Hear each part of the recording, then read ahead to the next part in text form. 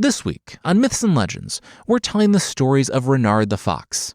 You'll see how LARPing might just save your life, and how if your dinner begs to be eaten, that might be a little suspicious. The creature this week is a 7-headed cyclops with destructive hobbies.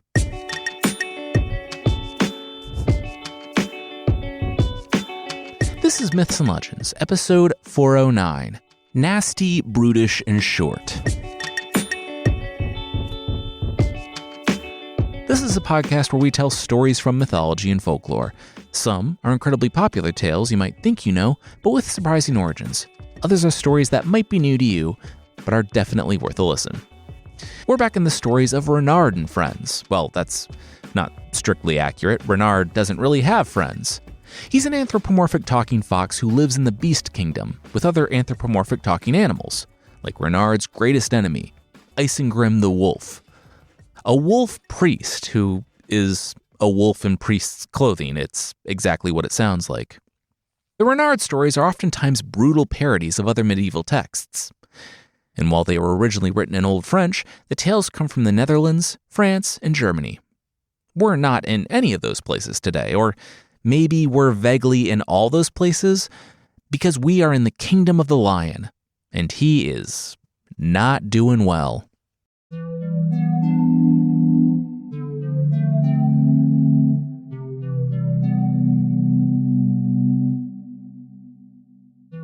Rufanus, the king who was a lion but not, well, yes, a lion king, but not the Lion King due to international trademark law, was sick. It was summer. There was no respite. His bed was in a deep, shaded valley, but no one could figure out the cause of his illness. These were the Middle Ages, and the cause of any illnesses were kind of a shot in the dark, but a lion's illness? Well, someone had to have something, so the lion's heralds called forth the leaders of the beasts. Befritis, of the goats, Grimo, the chief of the boars, Riardus from the deer, Bruno of the bears, Joseph the leader of the sheep, Isengrim of the wolves, Gutero leader of the hares, and the last and 100% least, according to the other assembled nobles, Renard, governor and the glory of his race, the lion's herald read. Renard the fox smiled. They all got to choose their own titles. He didn't know why the others didn't add a little razzmatazz too. Renard bowed. Here in the flesh. Not for long. Isengrim, the monk, who was also a very dangerous wolf, growled. You'll be attending the king in spirit soon, Isengrim salivated. Because I'm going to eat your flesh, killing you and turning you into a spirit. Because you'll be dead. No, we all got it the first time, Renard said. Isengrim should have more faith in his own writing. Isengrim growled that he wasn't looking for notes. He was looking for the fox's skin, and his flesh, and his bones, and his... We really don't need to keep doing this, Renard the fox said, closing his eyes and opening his arms. Well, let's get this over with. The wolf's hair stood on end. Oh, this was too perfect. He licked his non-existent wolf lips and loped over to Renard, just in time to get absolutely laid out by Bruno the bear. The king has decreed safe passage for all under penalty of death, the bear grumbled. Enjoy, Renard laughed at the nobles who were lumbering toward the king. He turned and headed back to his burrow. What, you're not going? The bear asked. Are you serious right now? This is a serious question. I have my own to look after. The king will have you all, and he won't even miss me, Renard said. A poor man like him was either unknown or despised at court, and those with wealth think they deserve to have him as a slave, that it's reward enough for the poor man to serve and remain despised. Let the wealthy obey the summons. What more reward for him was there in the king's service than simply staying alive? The rest of the animals shifted uncomfortably at this class-conscious subtext that was quickly morphing into text. Renard smiled and his sharp teeth flashed. But he lived to serve the king. Still, a servant doesn't jump to work without being commanded. When the king called him personally, he would come. He didn't think the king would care all that much, though. Renard was on no one's side. and no one was on his side. With that, Renard went back home.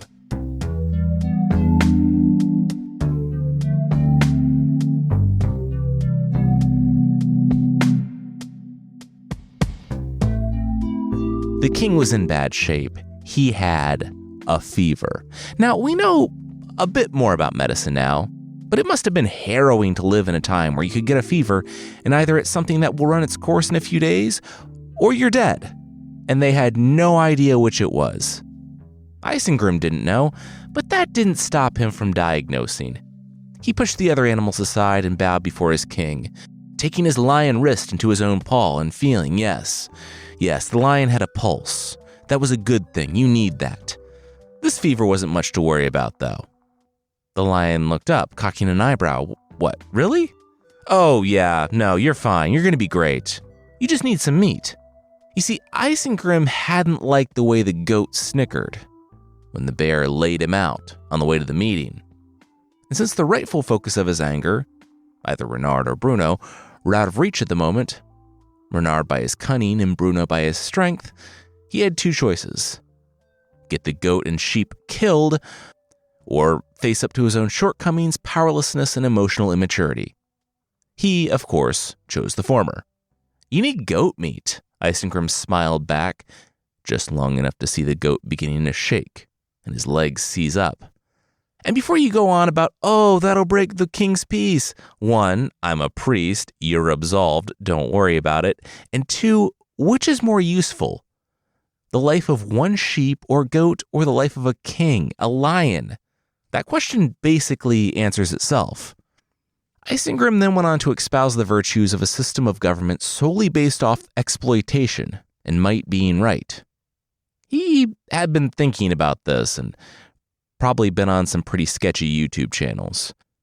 Basically, his political philosophy boiled down to the king being the one to enforce the laws, and thus he should not be bound by them. If he was bound by them, he was no better than the common peasant he ruled. Isengrim's words, not mine, and as God stands above his own creation and rules it, the ability to make and enforce the laws puts you above them, and the ruler's strength gave him the right to do whatever he wants.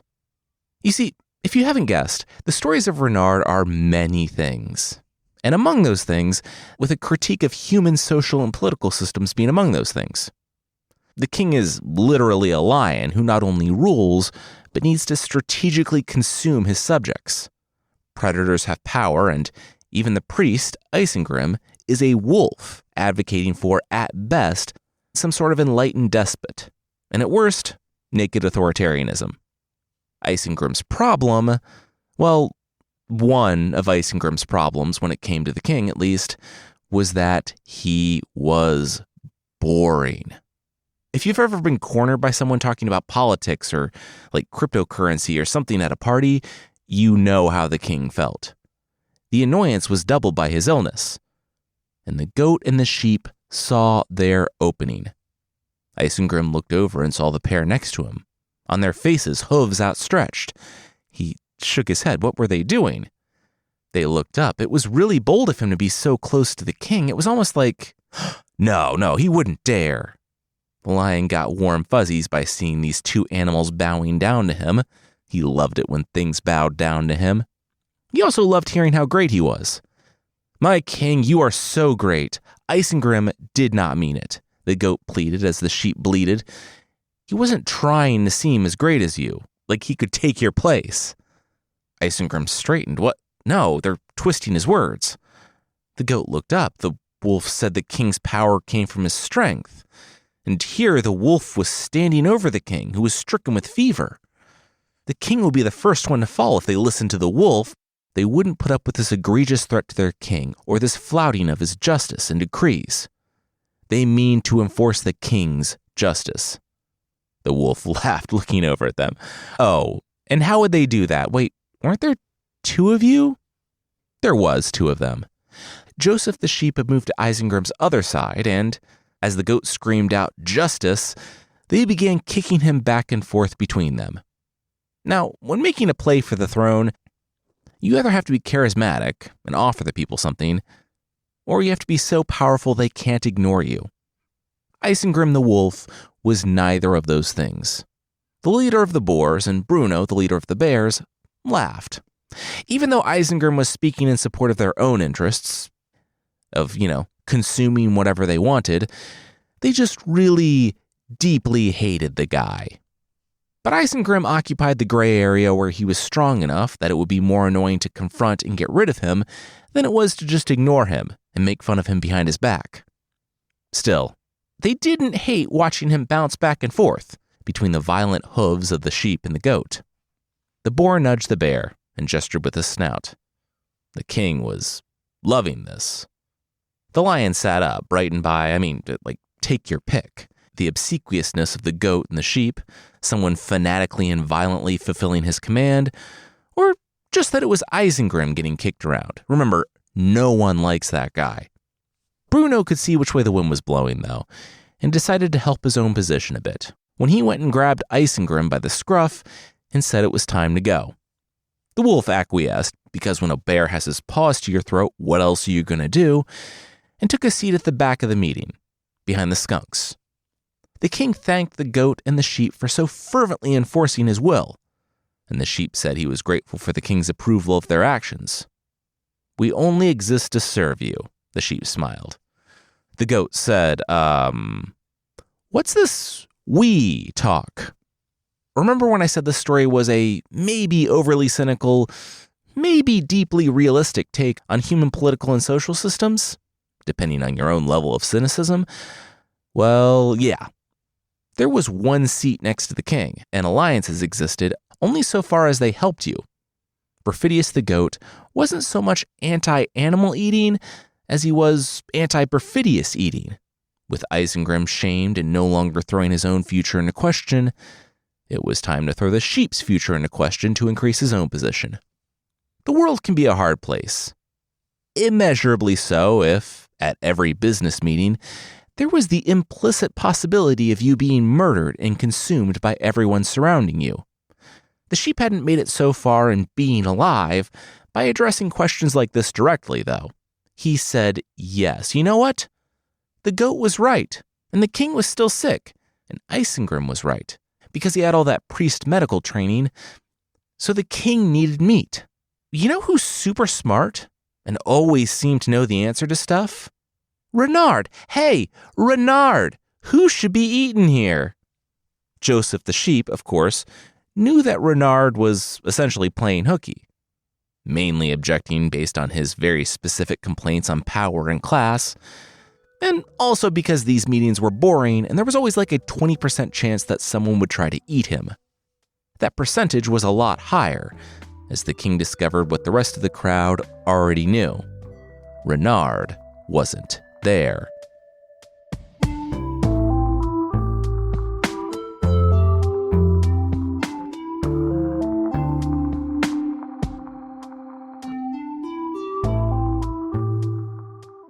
We'll see how Renard deals with tattletales, but that will be right after this. So you've heard the stories.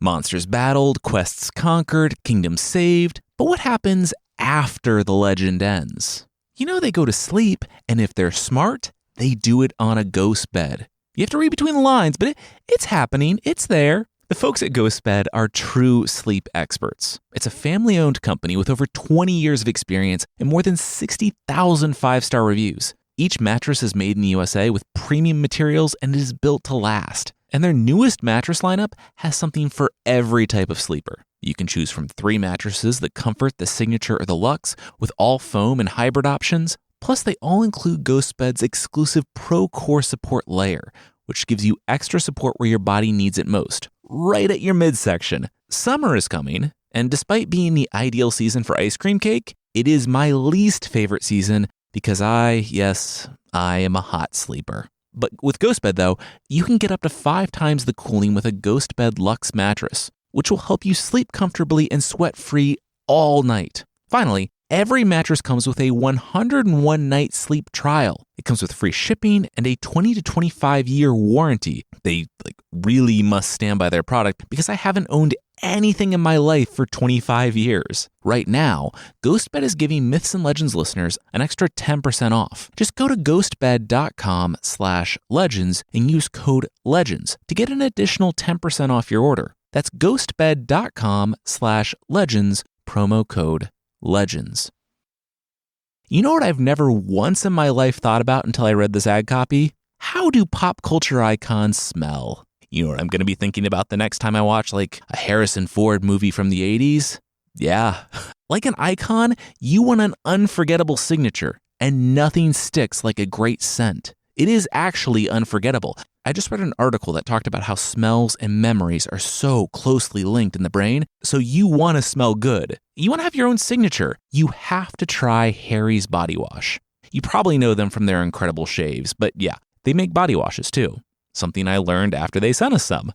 They smell amazing, and I've been using the Wildlands with sandalwood and cypress scents because Carissa said it was her favorite, but they are all awesome. I was a bar and soap and washcloth guy before, so this is a major upgrade, and you just smell great, you feel clean.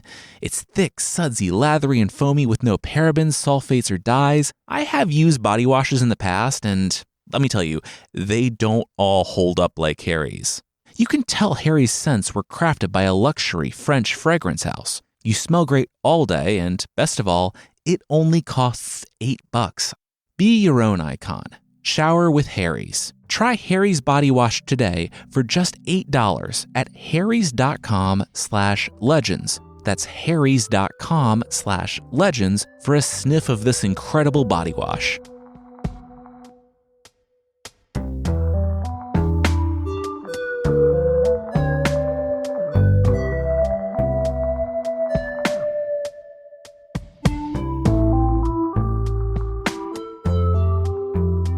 Hey, Renard. Gutero, the leader of the hares, came to visit Renard, who was gorging himself on, quote, a heap of meat at his house. The rabbit grimaced. Any context or explanation for that? No? Cool. The hare said the king was looking for him, and he was mad. Renard looked up from his meat heap. Oh, that was fantastic. Gutero the hare blinked. It was? Renard nodded. Oh, yeah. Anyone who wasn't worth hating wasn't worth loving. And frankly, the hatred and anger of the mighty was of more use to the cunning than their favor was to the fool. Besides, neither lasts long. Okay, so are you coming, or? The hare was getting tired of whatever this was. No. Tell him you couldn't find me, Renard said. He would be there, though. Whatever. It's your funeral. Probably literally, the hare said, and left. Back at the meeting, the king laid back down when he heard Renard was nowhere to be found. Already overexerting himself, he could barely manage to sit upright. The animals looked at each other. No one wanted this. The lion might not be the best ruler, but he was better than chaos. If he died without an heir, the predators would fight each other to see who got to rule. Most of them would die, and the prey animals would no longer have the protection of the lion's peace. Almost all of them would die. Is it possible that something better could emerge in time? Maybe? The keywords there, though, were in time and maybe. There would be years of chaos and violence until that happened. Or didn't. So that's why everyone breathed a collective sigh of relief when Renard the fox finally arrived. Imagine the most elaborate medieval healer LARPing that you can think of, then double it. Renard stumbled in under so many herbs, powders, potions, and tinctures that he could barely walk. My lord and king, I apologize for my delay. I have traveled the world to be here with you, and I only now just returned. Renard bowed. No, he didn't. We all just saw him outside like a few hours ago. And he didn't look all dirty and well-traveled. Isengrim called out from the front of the crowd. He had been slowly working his way forward to the lowest spot of the animals in charge. No one was going to back him up on this. They all watched him get beaten and shamed, and if Renard had a plan, and Renard always had a plan, it was better than waiting around for the lion to die. Renard stumbled in and held up his shoes. 6 shoes, all worn through. He said he had a dream about this several months ago, that the king was going to die. The crowd gasped. Looking his own mortality directly in the eye, the king trembled a bit. But, Renard turned to face the crowd, I knew I couldn't just let that happen. So, prodded by this premonition, he went on a journey to save the king. It took him through 3 lands. Hungary? He raised up one pair of shoes and began speaking Hungarian, as far as anyone in attendance knew. The next pair of soulless shoes were described in something that sounded almost, but not completely unlike Greek. And then Latin, which Isengrim actually knew enough of to know that Renard didn't. But once again, no one listened to him. Now, though, Renard took a bowl from his pack and filled it with herbs and various aromatic liquids. He said that it was funny. His teacher in all of this was actually Isengrim's, a wolf in Rome. Isengrim was taught this very method. Curious, then, that he should have forgotten it, or no. He would never withhold it from the king. Renard said there. He pushed the bowl of herbs to the king. Well, that was almost everything he needed to save the king from his fever. The king, holding the bowl in his paws, said, What? Almost? What was the last thing? Renard shook his head. It was impossible to obtain. The lion grew serious. He was a king. Nothing was impossible for him to obtain. What was it? The one who has it wouldn't want to give it, not even to save his king. Quote, while the miser values his possessions, you'll not make him do the decent thing under any circumstances. He sighed. These herbs are nothing without the final piece of the remedy. They must be taken, and then the patient must sweat under the skin of a wolf that's 3.5 years old. With this, Isengrim backed up, but found the crowd he had just moved through a wall. Uncle, Renard turned to look at the wolf. Are you leaving on a pilgrimage? You don't need to. The king called the bear and boar to him, whispering in their ears. Bruno nodded.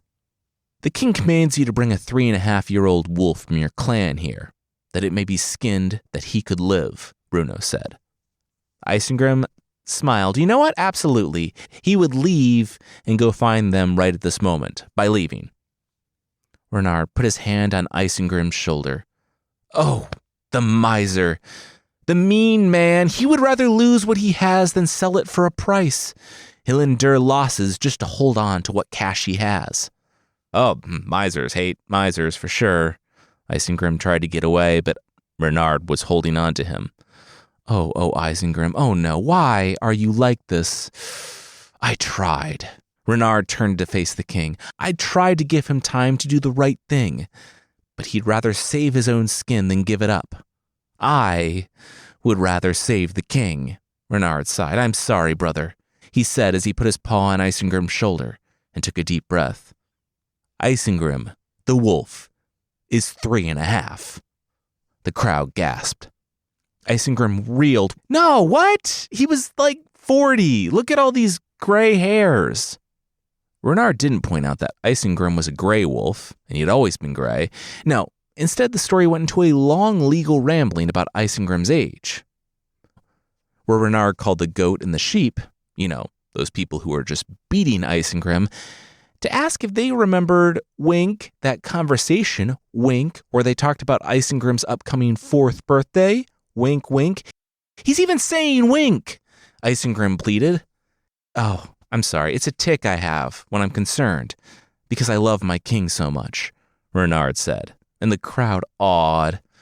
Meanwhile, the king was reduced to eating herbs and random vegetables, basically trash, because Isengrim refused him the skin. You gave him those, that's your remedy, Isengrim barked. Renard sighed. Look, it was easy. The king would give it back to him when he was done. Isengrim could keep the skin on his arms, and he could keep his claws. No, Joseph the sheep bleated. He saw Renard's game here, his con. Renard's eyes widened. He hadn't expected to be called out, least of all by Joseph. It was a terrible thing that Renard was asking. That was only half the fur on Isengrim's body. That wouldn't be enough to save the king. Renard was jealous of the honor Isengrim was getting, and so he was sabotaging it. "You're welcome, Isengrim." Joseph nodded solemnly. "Please stop talking," Isengrim said, "and I'll spare you the rest of it." Bruno had the honors. Using one of his razor claws and easily holding the shrieking wolf down, he sliced Isengrim in several places and pulled. In a few minutes, Isengrim was naked, but without his skin naked, probably the most naked. Now, I don't really have enemies, but if I did, I'd like to think I'd probably stop there, at skinning them alive for no reason whatsoever. Remember how I said that no one really liked Isengrim, though? Well, they decided to press things even farther. The closest I've ever gotten to skinning an animal is playing Red Dead Redemption 2. So I can kind of see where this next part is coming from. "He's purple?" Joseph cried and pointed. And yeah, beneath his fur and skin, Isengrim's muscles and stuff were purple-ish. Bruno the bear wrapped the king in, frankly, the very gross and likely slimy wolf skin, and the rest of the crowd reeled. Who did this wolf think he was, wearing a purple cloak? Now, if you didn't know, and I didn't until I binged The History of Rome by Mike Duncan about 12 years ago, purple was the color of the Roman emperors, and thus royalty. And Isengrim the wolf dared to wear it. "This is literally my exposed muscles and organs. What is happening?" Isengrim wept. The animals were incensed. To wear a secret purple cloak inwardly and then deny the king the cloak needed to save his life? Terrible. Just terrible. Isengrim knew when to fold him, though, and he shrunk to his knees, dropping his snout to the ground. He said he was sorry. It was his arrogance and pride. Renard said that the wolf had earned his forgiveness. Didn't the king think? The king, sweating out his fever, nodded. He did not care. Yes, forgiven. Whatever. The wolf rose and the king commanded. "Wait." Isengrim froze. Oh no, what now? "Thank Renard," the king pointed. Renard had recommended mercy, and the wolf should thank him. That Renard was the one to recommend skinning the wolf was lost on no one except the king. And Isengrim growled. Still, the longer Isengrim remained, the more he risked. "Thank you," Isengrim muttered. Renard smiled back. "Any time." With that, the ceremony was over.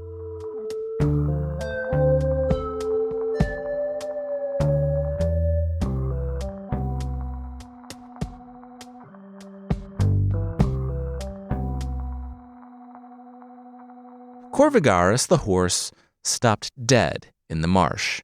"Whoa, whoa, whoa," the stork said, holding up his wings.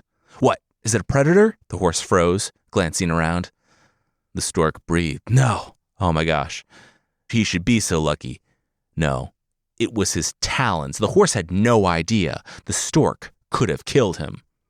With your talons?" The horse bit at some of the reeds poking up and chewed. "Yeah. That's why we're out here, right? Because, like me, you're worried about your feet causing earthquakes, and so you're keeping them in the marsh because it's soft and absorbs the shock?" The stork nodded. No. No one is worried about that. Are you worried about that?" He was out here for food because the predators generally wouldn't disadvantage themselves to wait out in the muck so he could eat in peace. "Not me, bro," the stork said. No, he wasn't worried about himself. He was worried about everyone else. He didn't want to kill again. "What are you even talking about?" Corvigaris the horse asked. What was going on here? "Horses have it the worst. Storks are always landing on them and crushing them," the stork said. "It was because they looked strong, but they folded like a baguette, slowly and brutally with a lot of cracking." The horse grimaced, but he shook his head. He had never heard of a horse being killed by a stork. Pointing, the stork said, "Exactly. No one had ever lived to tell about it." made sense in a way that was perfectly reasonable if you didn't think at all about the logic behind it, and the horse didn't really think at all about the logic behind it. He only knew that he was down in the water with the most dangerous animal he had ever known. "If you don't believe me, I can show you," the stork said, but Corvigaris wasn't waiting around for that.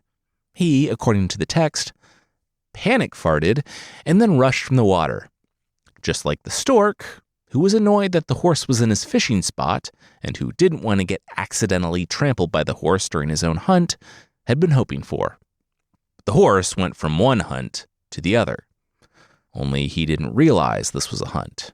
Frankly, neither did Isengrim the wolf, until he turned the corner and saw Corvigaris right there. Where's your skin?" The horse looked the wolf up and down, less afraid than very confused. Isengrim said, "Oh, that was quite a story. You see, he just came from the king's meeting for all the important..." The horse wasn't invited, was he? Well, anyway, the king was sick. He needed a sweating cure for his fever, and the wolf knew that the only medical intervention that would save him was his own skin, so he gave it willingly. Now, the wolf paced left and right, getting closer to the horse and backing him up to the water. "I need a different skin. And everyone at court said you were the one. They said that you loved your king and all who helped him. I don't need it for long, just until mine grows back." The horse, Corvigaris, snorted and looked to the ground. He did love his king, and he was grateful for Isengrim giving the king his own skin so willingly. Isengrim nodded. Yes, it certainly was willingly. He could tell that Corvigaris was so eager to give this gift that Isengrim's lengthy speech was irritating to him, so he would sweeten the deal. He would also help Corvigaris lose some weight in the process. He would help the horse lose just the fat. It would make him faster. He wouldn't take the flesh and bone, of course, and only a few bites would help Isengrim. Besides, the horse could eat grass and turn that into flesh. That was a good deal. The king himself decreed a royal thank you to whomever gave his coat to the wolf. The horse looked at the wolf and said, "How dare you?" Isengrim chuckled nervously. What? He was not expecting this kind of pushback from a prey animal. "How dare you ask this of me?" the horse snorted, this time in annoyance. Did Isengrim really think that a friend needed to ask? Isengrim cocked his head so Corvigaris would do it? Corvigaris laughed. Of course. When the king needed Isengrim's coat, Isengrim didn't need to be dragged like a prisoner to give it up. He gave it up willingly. Corvigaris would follow his example. Corvigaris looked over his shoulder to the stork in the pond. Thing was, that guy over there, he means business. Isengrim squinted. Him? Oh, yeah. So we should go to the forest, lest he see you taking off my skin and eating me and thinking that something bad was going down. I literally don't know where he sits on the alignment chart, if he kill you and eat me or kill you and save me, because he thinks something bad is happening. Best to do it in private, in the woods. Isengrim said yes, that was indeed wise, in the woods, where no one could see or hear. They started off toward the woods. Your hair's looking a little scruffy. Want me to give you a haircut? Corvigaris asked, as the wolf trailed behind him into the forest. Isengrim ran his hand through his hair. His tonsure, the shaved bare spot at the top of his head, had regrown. Then he thought about it. How did the horse give haircuts? Oh, I have razor blades on my feet. I do it for all the monks in the area. Why do you think they're always giving us horses hay? Isengrim shook his head. None of this made sense. Wouldn't foot razors be dulled by the road or paths or anything? Oh, for sure. But I have my own strop, so it's all good. The wolf had a bag and stuff, but the horse was completely naked. Where was his strop? And yeah. Renard's stories oscillate wildly between cynical political allegory and bathroom humor, all while remaining in the orbit of extreme violence. So think about a leather strop. And then think about the one part of a male horse that's similar in length and shape to a strop. Yeah. Oh, so that's what that is, Isengrim nodded. Still, he couldn't believe that Corvigaris had razor blades on his feet. Oh, for sure. Here, take a look. Corvigaris gestured back over his shoulder. When Isengrim was directly behind him, waiting for that look at Corvigaris' back hoof, well, he gave him that look at the hoof. A very fast one, but it was thorough and up close. Isengrim caught the horse hoof in the face and flew back like 5 feet, hitting the tree. The horse felt different. Oh, he shook his foot. Darn it. His shoe had come off and implanted itself right in Isengrim's forehead. Corvigaris laughed. Well, he actually did give the wolf a ring in his head. Nice, the stork called out from the water. The horse, spooked by the super strong stork, bolted into the woods.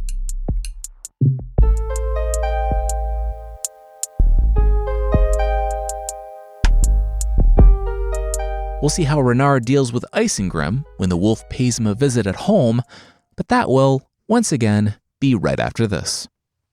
Okay, so our son is literally doing an OutSchool class right now. I know that sounds convenient because I'm doing an OutSchool ad, but he does them on Tuesday evenings and I'm very far behind on the podcast, so it is happening right now downstairs. I've talked about it before, of course, but it's a writing class, and it has helped him so much this year. The class gave him the structure and the confidence to write full-fledged essays before he goes to middle school. And the cool thing is that he actually likes it. He looks forward to it. This evening, he remembered the time his class started and reminded Carissa and me. OutSchool, if you didn't know, is an online learning platform that offers interactive, small group classes that are fun and social. They're video classes that can be taken anytime. We've done them while traveling. They also have one-on-one tutoring in clubs. It's awesome. And best of all, they have real-life, vetted humans teaching the classes. And really, every OutSchool instructor has been fantastic. If you want to try OutSchool, you can now get up to $20 off your child's first class or tutoring session for a limited time. This exclusive discount is only available when you go to outschool.com/legends and use code LEGENDS at checkout. That's outschool.com/legends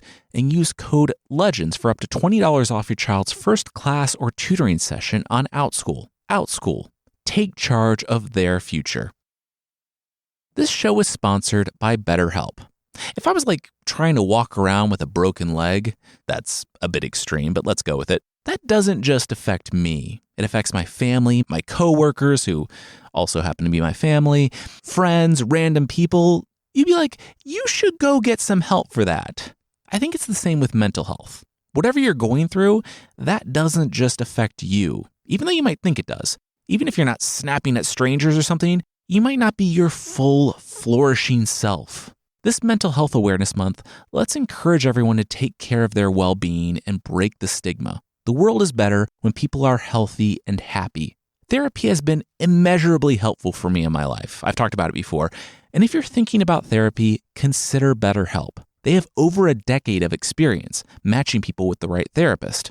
You're not limited by the people or specialties in your area. In fact, they have a diverse network of over 30,000 licensed therapists. And you can easily switch at no extra cost. It's also fully online, so it fits around your schedule. And it's affordable, easy, and convenient. We're all better with help. Visit betterhelp.com/myths to get 10% off your first month. That's BetterHelp, HELP.com/myths.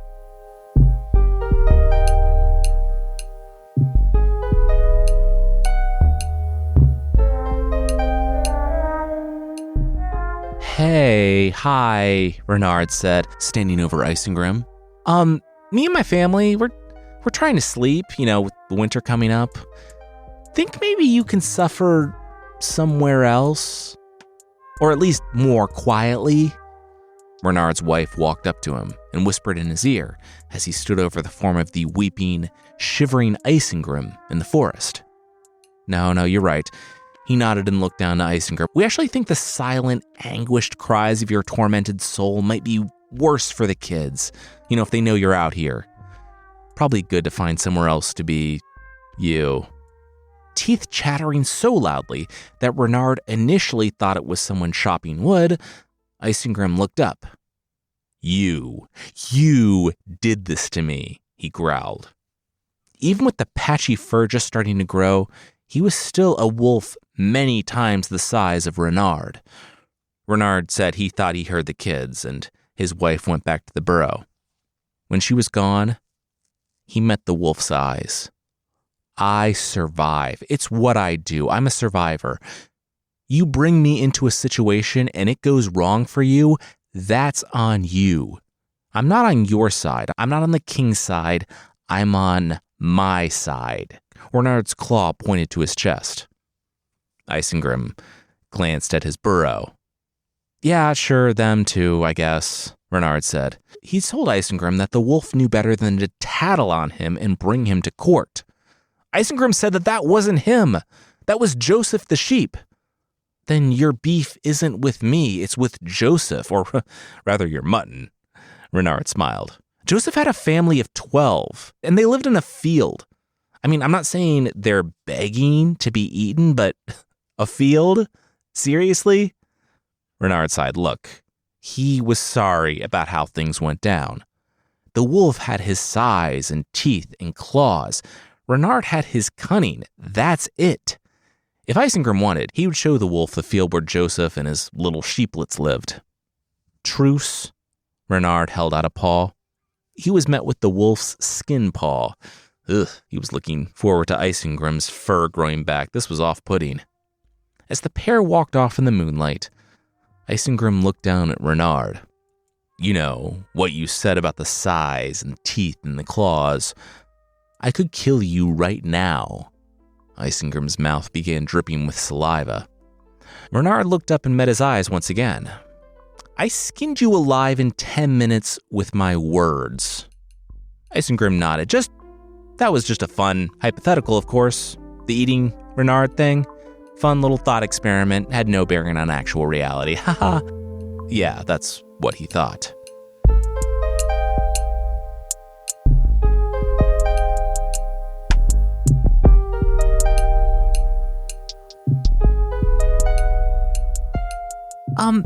Maybe don't be you, Renard said to the hairless wolf as they approached the sheepfold. What do you mean, don't be me? I'm delightful, the wolf snarled. Just be nice. Lead with some flattery and some peace. You're a priest, right? Say priestly stuff. Peace be upon you, brethren. Isengrim stood and stretched his arms out. Joseph's 12 children huddled behind him, but he remained planted in the center of the sheepfold.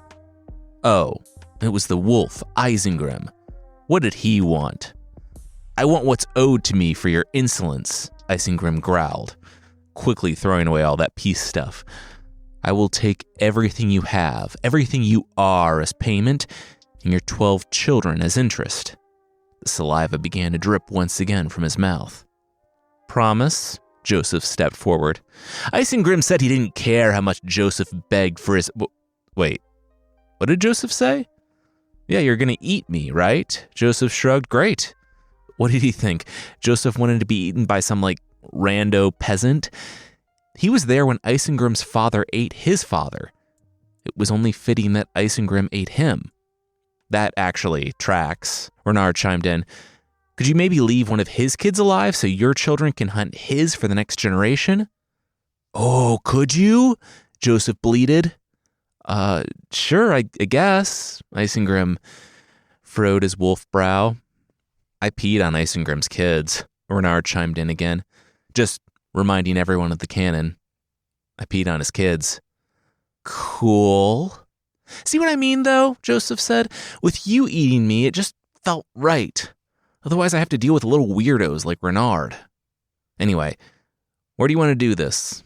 If we wait long enough for morning for the shepherd to return, you're going to have problems. And if we go into the woods, your family might decide they want a bite. In fact, Joseph began to pace, that's a problem. I want you to eat me, not some unnamed wolf who isn't a descendant from a wolf who ate my dad.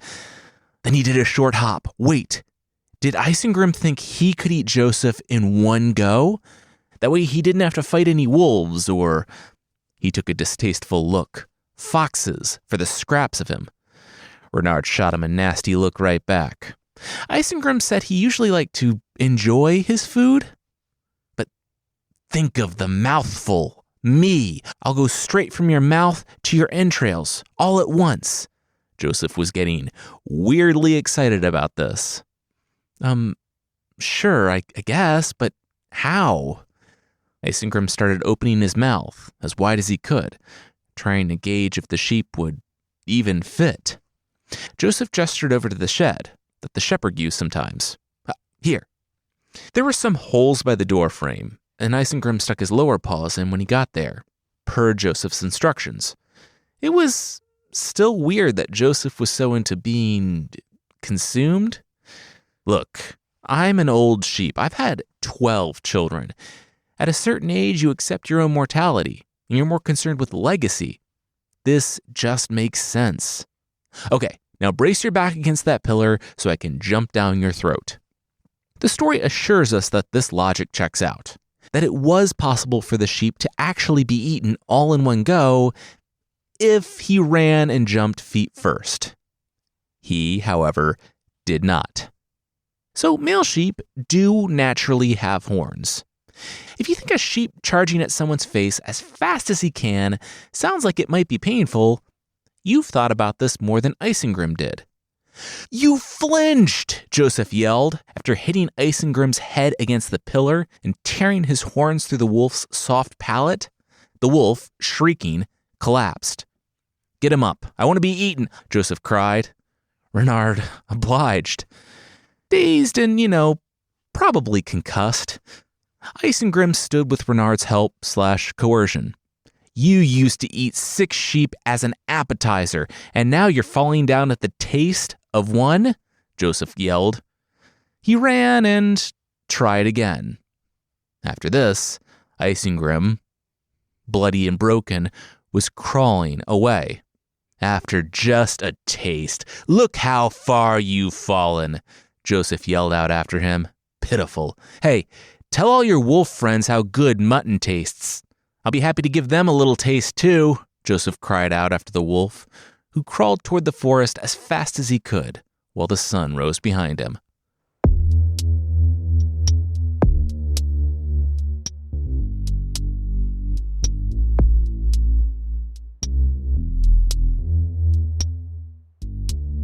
You look hungry, Renard smiled out of absolutely nowhere.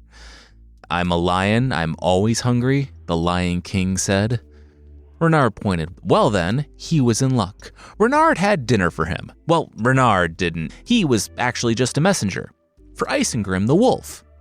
The king had healed, and Isengrim's fur had regrown completely. The wolf, he was no longer sufficiently cowed, and was starting to get a little bit more menacing. Renard had resolved to fix that. He told the king that the wolf wanted to express his thanks to the king for allowing him to help, so he wanted to have the king over for dinner. Hey, so bad news, Renard whispered to Isengrim inside the wolf's den. Isengrim shrieked, and his kids cowered, and the wolf asked him how he got in here. But Renard didn't answer. The king was outside. He wanted to dine with Isengrim. What? Why? Isengrim blurted out. He wants to honor you? I don't know. Look, I can help. There's a cow nearby, Renard said. Moments later, they walked out the front door. Your Grace, Isengrim smiled at the lion. He was so glad the lion stopped by for dinner, so honored.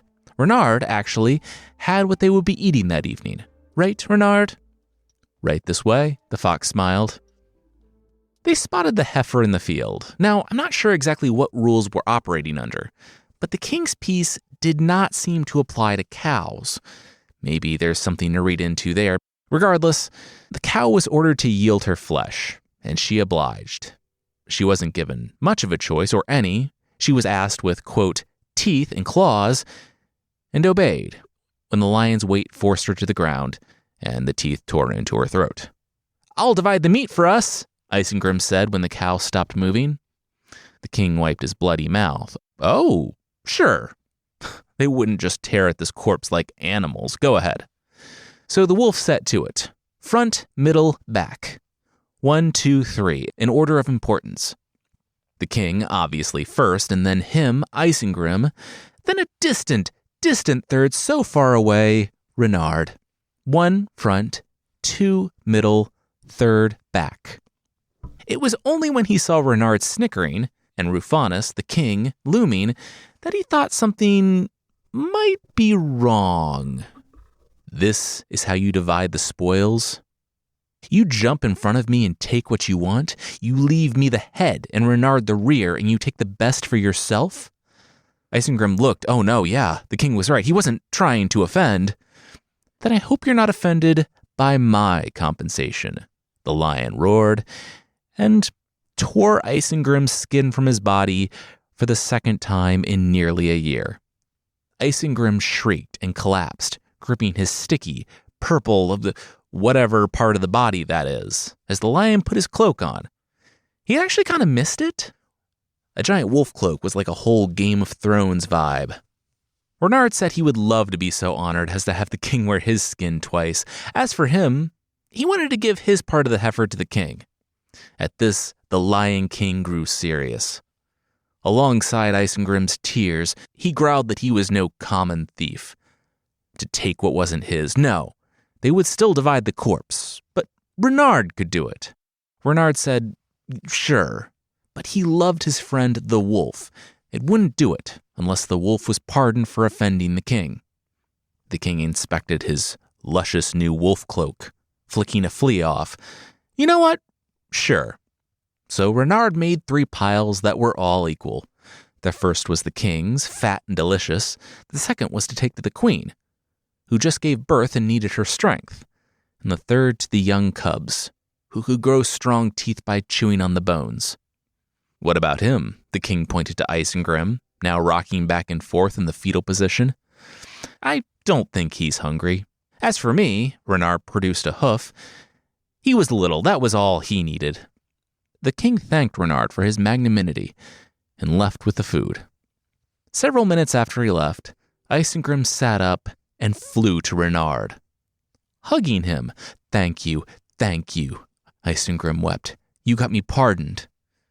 You got ahead of yourself, Renard said. Where there is abundance, it is good to be content with sufficiency.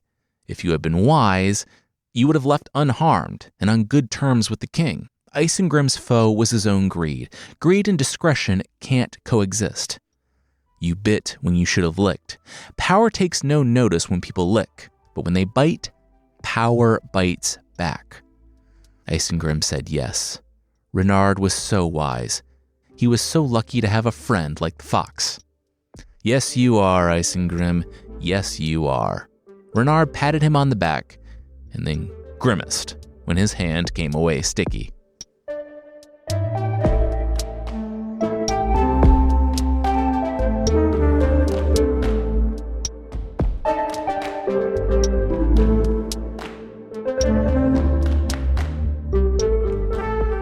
That's where we'll leave things with Renard.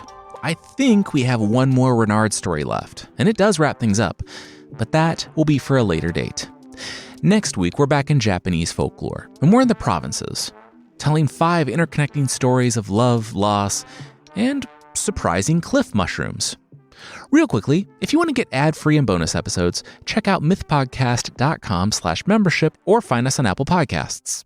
And if you'd like to connect with the community, I did some work on the Discord server to make it easier to connect and talk about the show. We have a fun little community growing over there, and you can find us by going to myths.link/discord or by following the link in the show notes.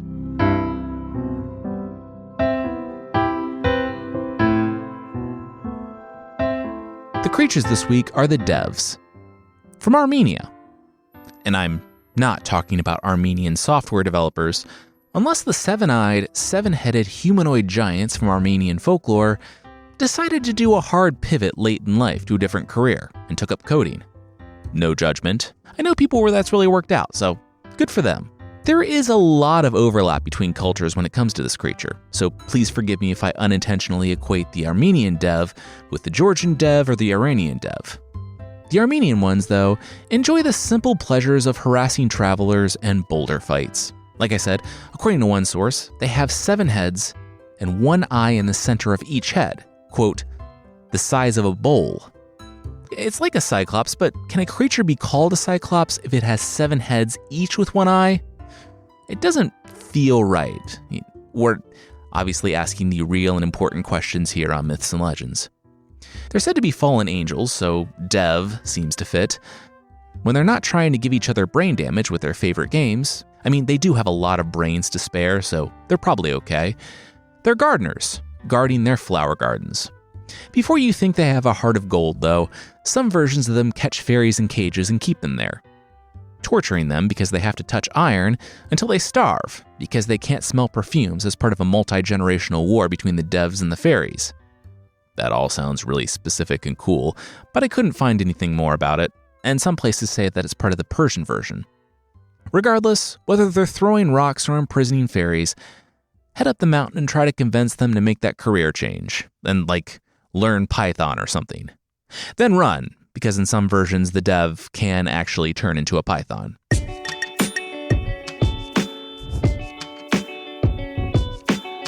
That's it for this time. Myths and Legends is by Jason and Carissa Weiser. Our theme song is by Broke for Free, and the Creature of the Week music is by Steve Combs. There are links to even more of the music we used in the show notes. Thank you so much for listening, and we'll see you next time.